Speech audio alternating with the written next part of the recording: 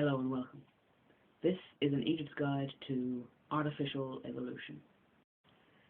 This is the idea that a human could create anything, be it living or non-living, that could evolve of its own accord.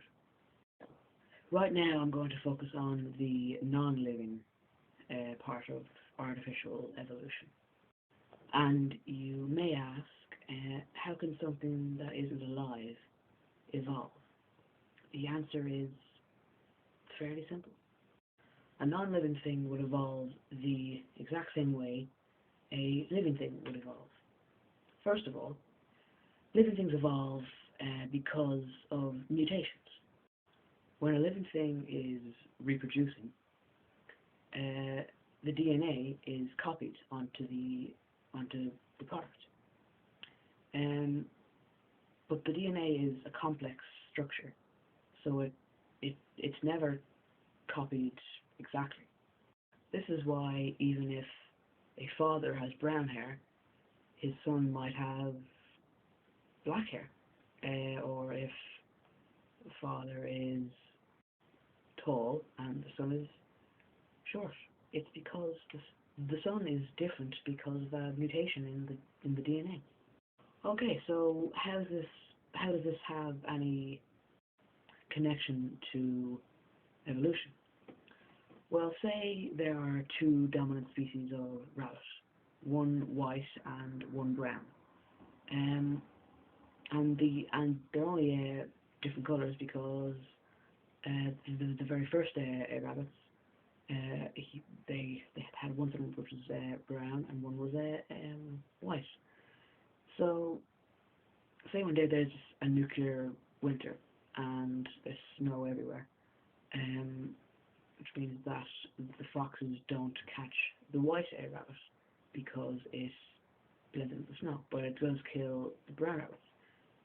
So, in one fell swoop, all the brown rabbits are dead, and it's only the white rabbits which are left standing.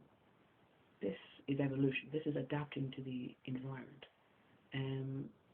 And over time, you'll notice bigger changes. Maybe they'll grow stronger legs, or something like that, because of changes in the environment. And just as I promised, a robot could act the exact same way. Okay, so imagine that there are self-replicating nanobots around, and there are two groups of these nanobots who are told to fight each other, and they're given their own battleground to do it in. And let's say the typical lifespan of one of these nanobots is 24 hours. For the first 23 hours, all they do is huge big war. They have their war, and then there's a break for an hour, and this is when the robots replicate themselves. They get into groups of 10 or whatever, and they build a factory which will build, more themselves. And these factories, they deliberately make mistakes when they're building new copies of the robots. So before they actually build the copy, they make the design of it. But before they make the design of it, they go through the chance routine. Chance routine is when they roll a die on what differences there are in the robot. There'll be a high probability that the color of the robot will be different. There'll be a medium probability that the size and shape of the robot is different. And there'll be a low probability that electronics or the actual chance routines built into these robots themselves will be different. But there will always be differences. These differences may be good or bad, but ultimately they will decide how many of these robots will survive and go on to replicate themselves.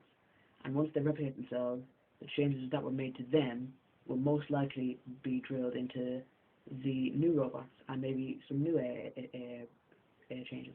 So the bad designs will be cast aside, and the new designs will go on and make new designs, then newer and more designs that each have, and it's all good stuff, all stuff that works in this particular scenario against their enemy. So you may start off with a design like this,